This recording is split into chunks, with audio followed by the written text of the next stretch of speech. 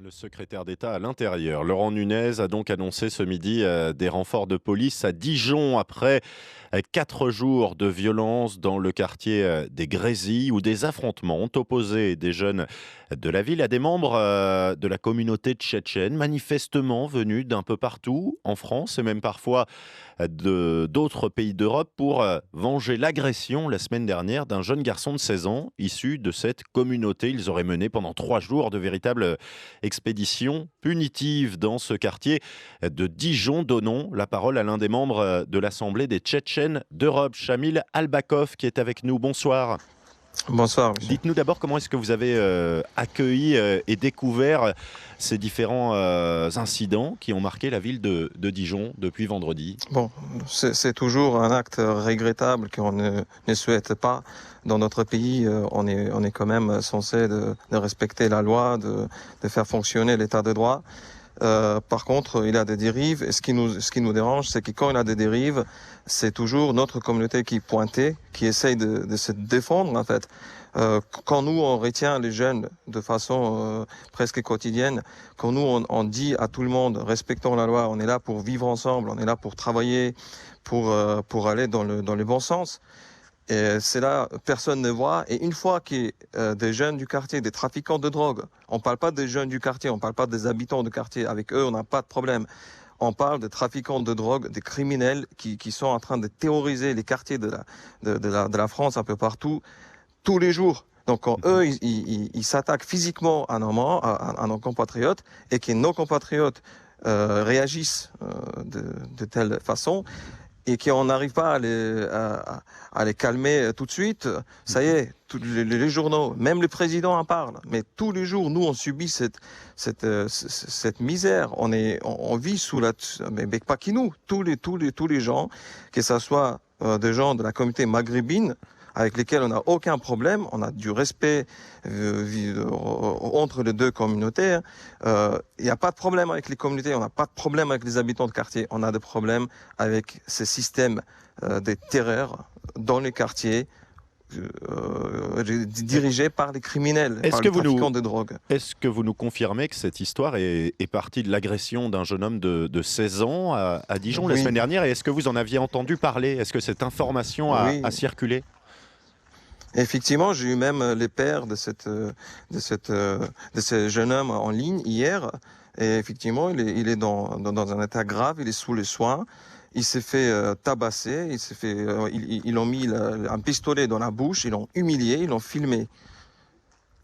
Et donc il faut pas plus pour provoquer une communauté qui est déjà reconnue pour les faits, qui se laisse pas faire, qui sont résistants.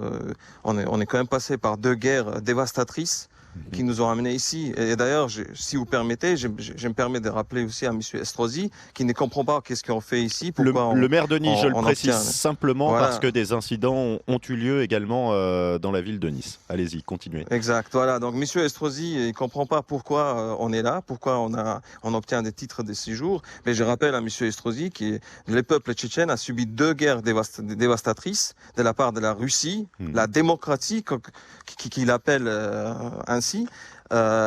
Et ces 2 guerres, c'était les 2 guerres les plus dévastatrices après la seconde guerre mondiale en Europe. Donc, on est là, la France nous a accueillis, on est reconnaissant à la France, on n'arrête pas au niveau associatif de rappeler aux gens qu'on est là pour respecter la loi, pour être constructif dans tout ce qu'on fait. D'apprendre la langue, de travailler, et voilà. Par contre, quand on se fait agresser, il y a des gens, il y a des pères de famille qui prennent les devants et ils se protègent. Voilà. Et il faut aussi cette protection pour éviter ce qui s'est passé. Est-ce que, après avoir eu écho de cette agression, avoir eu les parents de ce jeune homme, vous le disiez au téléphone, vous avez vu se mettre en place une organisation pour conduire aux images que l'on a découvertes avec des dizaines de voitures et des centaines de personnes qui sont arrivées à Dijon? Oui, effectivement. les réseaux sociaux aujourd'hui ils permettent une Mmh. mobilisation extraordinaire. Effectivement, ça c'est un peu exagéré. On pourrait très bien faire autrement.